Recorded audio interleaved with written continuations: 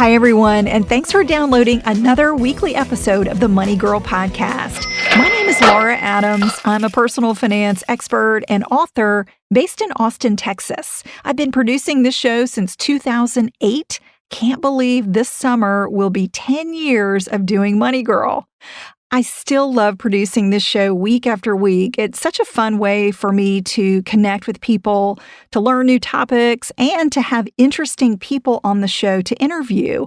And that's what we're going to do today. Before we get started, I have a quick request. If you've been enjoying the show, but you have not submitted a quick 5-star review on Apple Podcasts yet, please take a moment to do that. Your feedback is really, really important to me. I read every single review.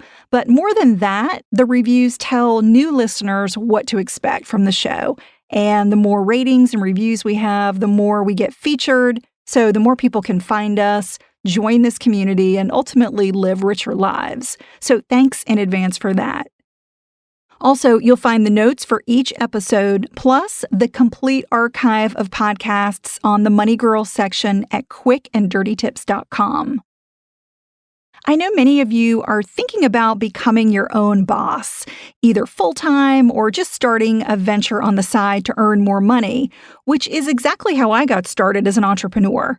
You want more freedom, you want the flexibility to work when and where you want, whether that's from home, a coffee shop, or while you travel. I do all of those working for myself.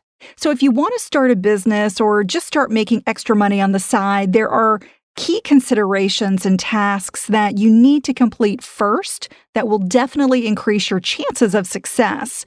And I wanted to discuss this topic with a friend and another successful entrepreneur I know who would definitely have a lot to add to this conversation and give you a lot of tips and advice on how to get started. So today you're going to hear my conversation with Philip Taylor, who goes by PT for short. PT is a former practicing CPA. He's a blogger, a podcaster, a husband, and a father of 3. He created PTmoney.com over a decade ago, and it's a site that helps readers move toward financial independence. He's also the founder and CEO of FinCon. That's a conference and community dedicated to helping other financial influencers and brands. That's how I originally got to know PT, was being a speaker at FinCon. Some of the money-making topics we cover in our conversation include how being risk-averse can work to your advantage when you're starting a business, whether passive income is a dream or can really be a business reality, some of the best ways to prepare financially before starting a business or side venture, the financial account you should have before making your very first sale, when to consider incorporating, types of businesses you can start with no money, tax deductions for your small business or your home office, and a lot more. And speaking of taxes, I know this is a topic that trips up a lot of people, so I created a free resource that will make dealing with taxes for your small business or your side venture a lot easier.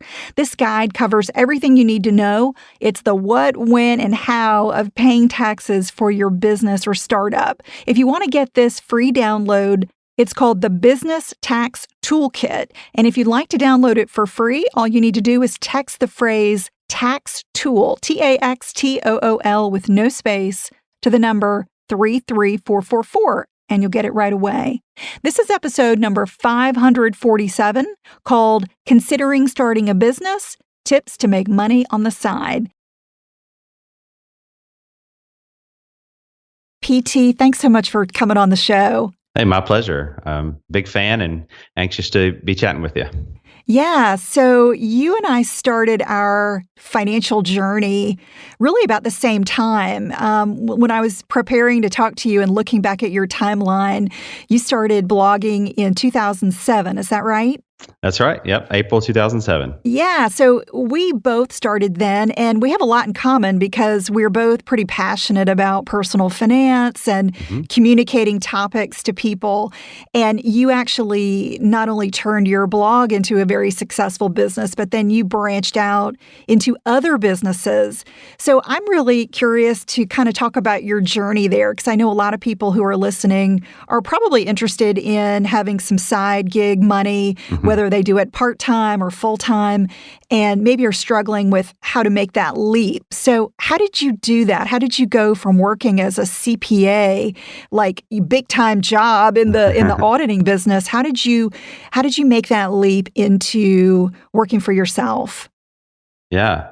Yeah. In a nutshell, I did it on the side. It was a side hustle, really. And it was something that I did while I was fixing my financial life. So when I would come home at night, I would work on the blog. When I would come, on the weekends, I would work on my blog and maybe some at work too.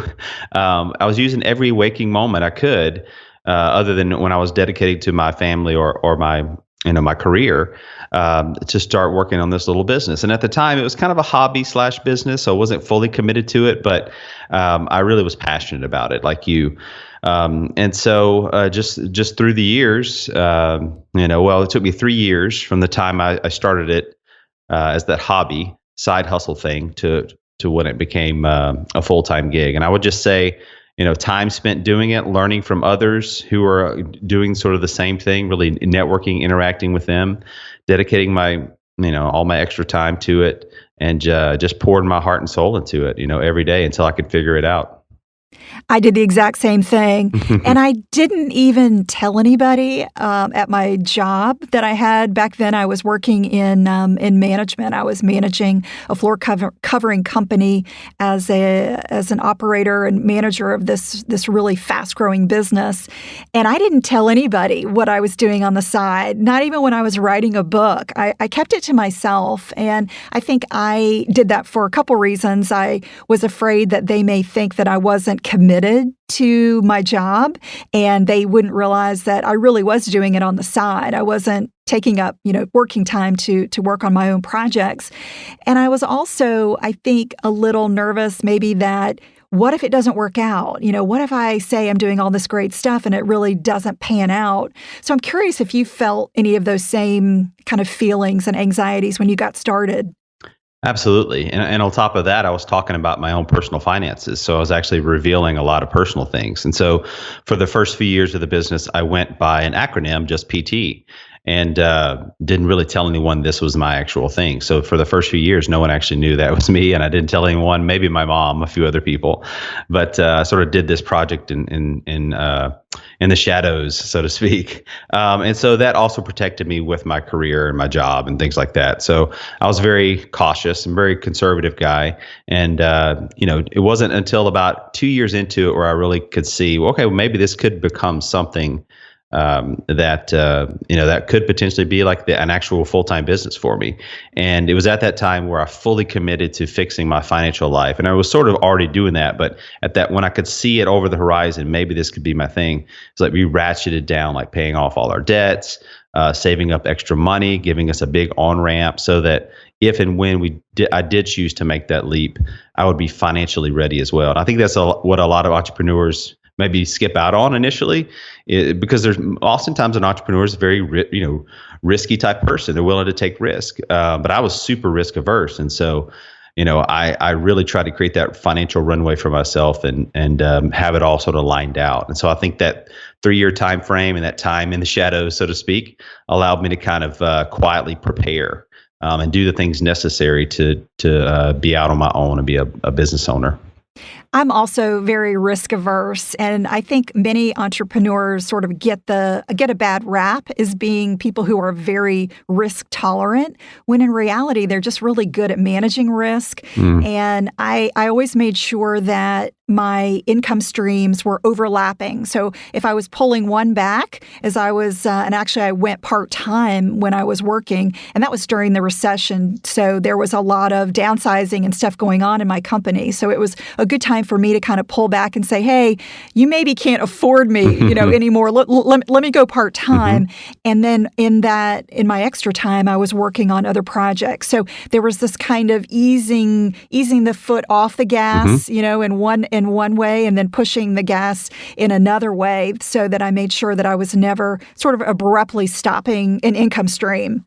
Yep, I like that. So smart. In fact, I think subconsciously, I actually changed careers during that period, and one of the reasons I did was it was sort of a downsize in terms of responsibility and hours, and so I knew in the back of my mind, hey, this would actually give me more time to do, my side hustle and maybe make it become a thing. So I was actually downshifting some in my career as well. Some of the things you talk about before you start a business are, number one, brushing up on your fundamentals. So, Hmm. what do you mean by that? If somebody's thinking about starting some type of side gig, what should they do? I mean, should they just kind of go for it and try it out, or should they be a little bit more conservative and begin by, I don't know, Hmm. getting some education or certification? I guess it depends on exactly what you're going to do. Yeah, yeah. Most side hustles, most businesses can start with little or no money invested or time invested. But it always makes sense for me to find out as much information as possible, which is freely available with the employer, a potential side gig platform you're going to be using, whether it's an Uber or something like a Favor. Educate yourself on sort of how the programs work as much as possible. Check it against, do some searching against sort of your local jurisdiction to see if there are any regulations or rules that you need to be following. Just sort of understand the entire business landscape of what you're about to do, right? So ask other people who are in the industry doing things, find out, what are some of the difficulties they're facing. So, you may look at this side hustle and say, oh, this really looks great, or this idea is fantastic. And I really want people to kind of stay with that energy. And I think there's something to be said for just taking that and going for it. But understand the landscape you're going to be jumping into. Do some research. Again, check with your local jurisdictions to find out if there are any rules or regulations you need to be following or certifications you need to have, certainly to do it right. And you talked about this earlier, saving money. I think no matter Hmm. what, having some cash reserves there gives you the confidence and the ability to kind of ease off your income stream that you're relying on. And, it also gives you the confidence that, hey, if something doesn't pan out with this idea, well, it's okay. Maybe I've invested a little bit of money and time in it, but I've also got some savings to back me up. Was there a certain amount of money or income that you felt like you had to achieve before you finally said, okay, I'm done being a CPA and I'm going to do this, this self-employment thing full time? Yeah, it was really it was about a half of my income what I replaced, and there was also the health insurance factor as well. And so once I started researching that and getting comfortable with how was I going to pay for that and how much it was actually going to be, and then I got to a point where I was like, we're willing to do it. Let's go for it. And so yeah, about half my income I think I was at, and then like I said, once I'd figured out the health insurance thing. Awesome. PT, let's take a short break so I can thank the sponsors who make Money Girl possible. Tell me about the types of sacrifices that you've had to make to get where you are today. We saved half of our income. So my wife at the time was also working, and so we decided to save half of our income. Didn't really feel that much of a stretch, to be honest with you. But I guess in today's culture, most people try to live off both incomes, and for us, we avoided that two income trap and saved all of one of our incomes. And so I think that was probably the biggest sacrifice. We've also avoided new car purchases. So we try to purchase used cars that we can pay for in cash through the years, and certainly as we've started to make more income, new ones, but make sure we pay them in cash. Avoid any kind of ongoing debt or expense. But to be honest with you, it hasn't felt I haven't felt very deprived. So I've done it, I guess, in a gradual way through the years, where it wasn't necessarily dropping the frog in the boiling water, so to speak. I think early on, for me, it was definitely a sacrifice of time more than anything. I can remember recording podcasts at 2 and 3 in the morning, trying to get something uploaded or published after work and feeling like I was kind of working around the clock. Yeah. But I feel the same way, that it even though there have been a lot of sacrifices, it's always felt like fun and felt like something that I always wanted to do. And I think that is kind of the key, because if you don't really love what you're doing, you're not going to be up at 3 a.m. publishing something online, right? That's a good point. And when it comes to time, I've definitely sacrificed. I've got a little family, and it's constantly a push pull between family time and business time. And I love both passionately, and so I have to really make sure I'm not sacrificing one for the other. What are the different types of income streams that you've created for yourself over the years? So right now, I have three main income streams. One is PT Money Personal Finance, my blog, and it produces income through affiliate marketing and display ads and some sponsored posts. And so that is one place, and the other is FinCon, my annual conference for financial media, and that is the bigger business now. It's about 10 times as big, actually. And it started as a side hustle as well. Once I got PT Money going, I decided I needed another side hustle. So I started FinCon, and that's become an additional stream of income every year. And then I also own a rental property. So I have my old home. So I guess I'm an accidental landlord to a degree, but that produces about $4,000 in cash flow every year, additional income for us. So those are our top three. And then hopefully one day we can start tapping into investments as well. And that'll be a fourth income stream for us. Awesome. So as you're running your businesses, are you pretty much from home, or have you ever had an office to go to? How are you kind of handling the day-to-day work? Yeah, because I have two businesses, I have to physically separate myself. So I'm at home on Mondays and Fridays working on PT Money, my blog. And then I go into a co-working space Tuesday through Thursday and meet with my event planner. She lives here locally as well. And we work on the conference for those 3 days.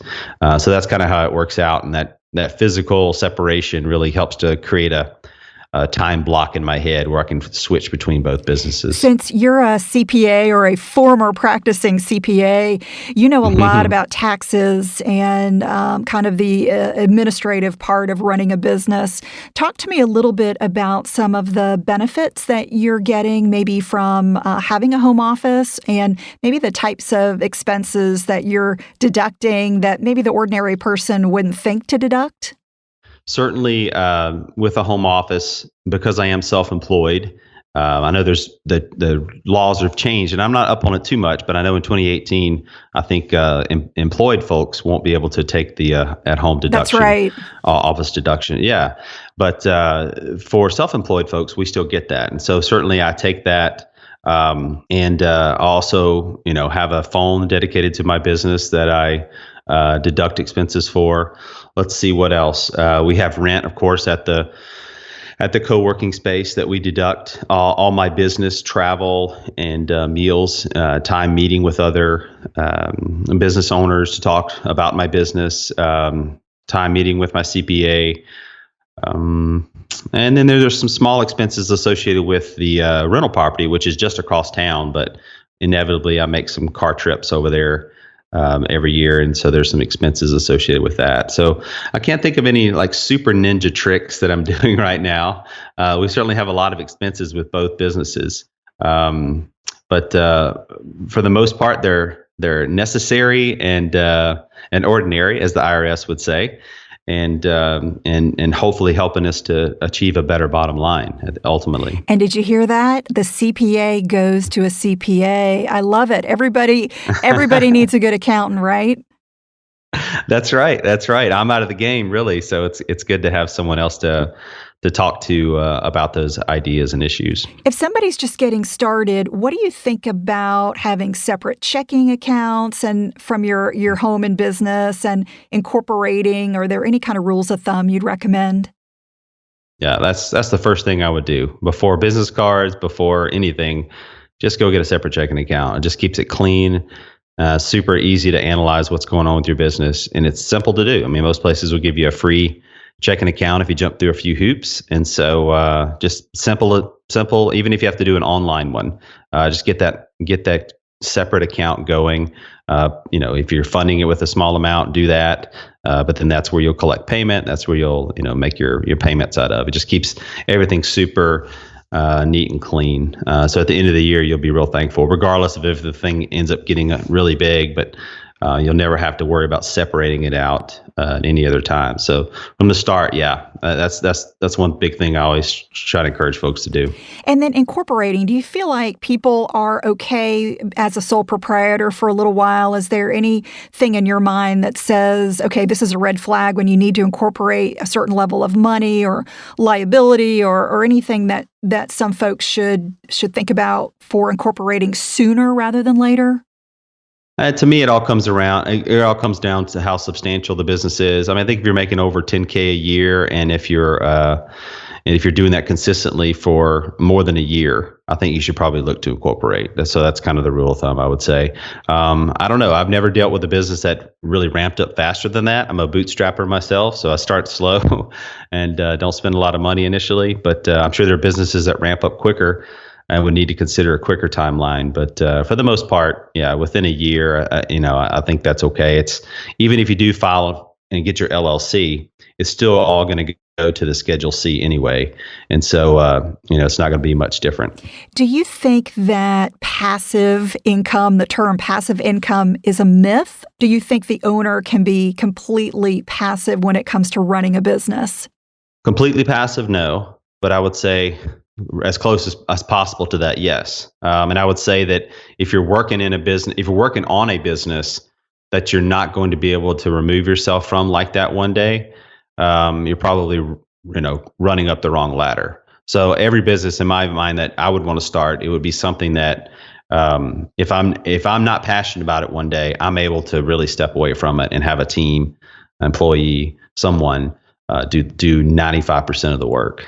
So yes, I mean, I think most people, if you're going to scale a business, if you're going to get to, big time wealth with something you're building, scale is a factor you're going to have to deal with. You're going to have to learn to serve a larger number of people, and to do that, oftentimes that means you pulling yourself out of the practitioner role, putting your manager hat on, and then becoming the executive hat, and then even as the business even gets bigger, you sort of, being out of that equation even. I mean, I'm even considering that. I'm in the executive, quote unquote, of FinCon right now, but, I could see myself becoming really just a consultant for the business at some point. It's because it's getting so big and sort of above my pay grade. That's great. Yeah, I think a lot of people have passive income as a goal, but they get into business and it ends up being a lot more work than they thought. So it does depend. Even having a rental property, I've had rental income for decades.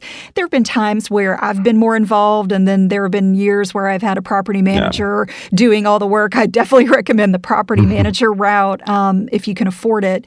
And so, that can become passive if you really focus on, like you said, making that the goal of the business. But I think a lot of people have to kind of step back and really make sure that they're getting into things with the correct expectation. There's really not many things that you can just sort of flip the switch and have it just earn income without you putting time and effort into it. So, hey, yes. And from the start, I've poured my life and soul and blood and tears into both my businesses. And so, yes, I mean, I've done, but worked way more than I guess, and at least initially than my time was worth.